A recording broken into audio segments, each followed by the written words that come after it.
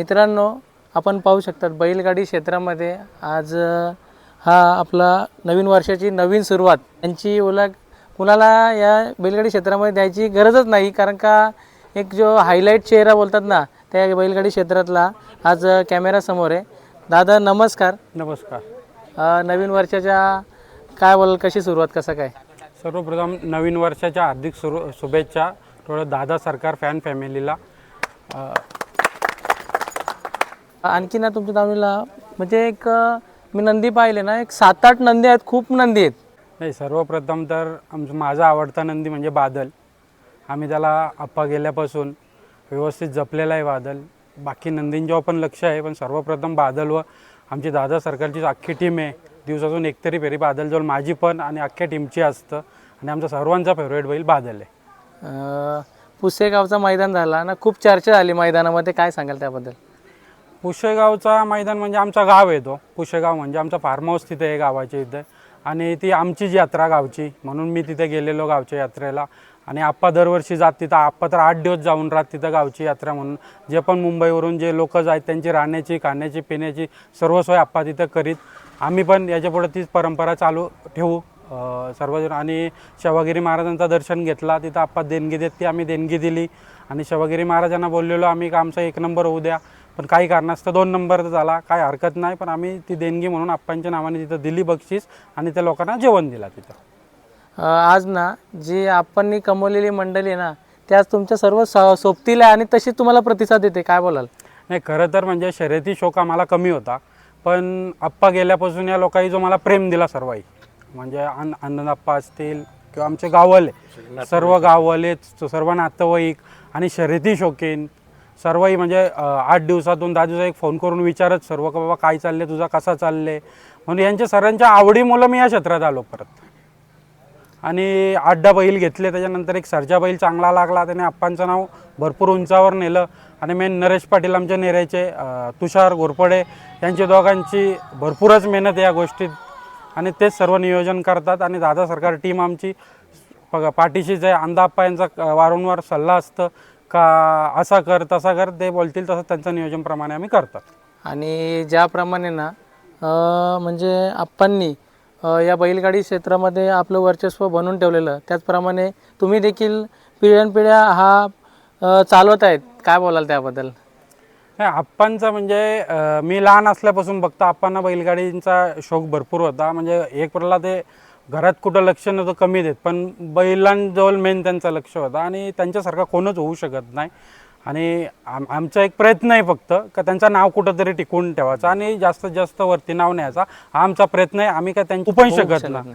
आमचं फक्त एकच आहे का त्यांचं नाव कसं पुढे जाईल हेच आहे. मी प्रत्येकाला सांगतो, माझा कुठं बॅनर लावू नका, माझा कुठं काय कुठल्या गोष्टीत नाव घेऊ नका, पण आप्पांचं नाव प्रत्येक अड्ड्यात घ्या, आप्पांचा बॅनर प्रत्येक अड्ड्यात लावा, हेच माझं समाधान आहे.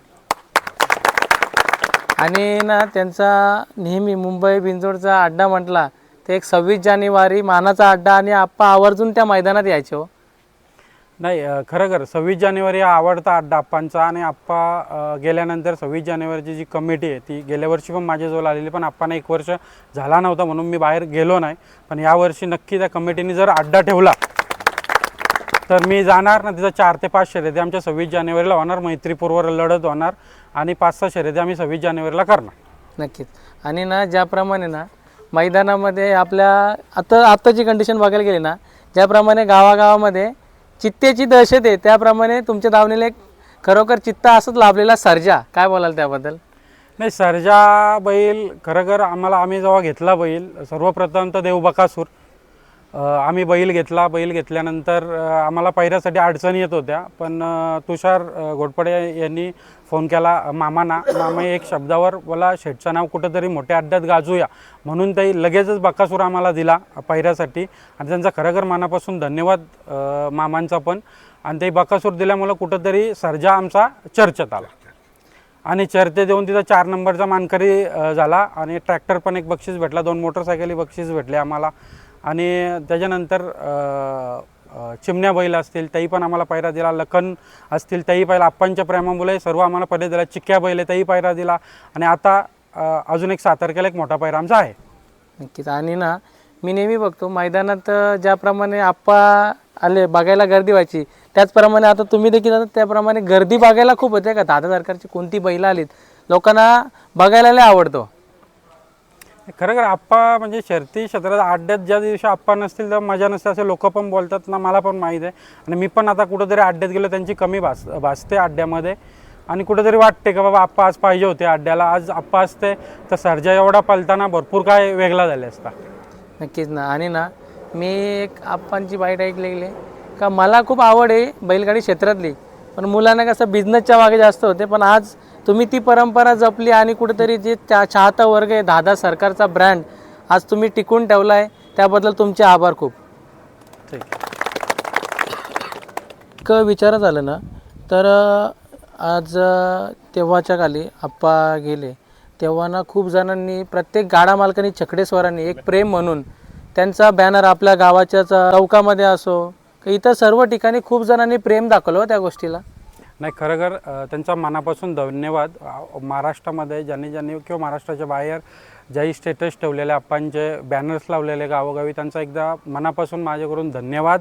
आणि त्यांचा कधी काही अडचण असली काय असली मी त्यांच्या पाठीशी उभा राहणार सर्वही. आणि कुठंतरी आप्पांचं नाव हा बैलगाडी क्षेत्रात परत एकदा व्हायला पाहिजे अशी सर्वांची इच्छा आहे. म्हणून सर्वांची विचारपूस आणि मला पण भरपूर जणांचा फोन येतं का बाबा चालले चांगला चालले म्हणून.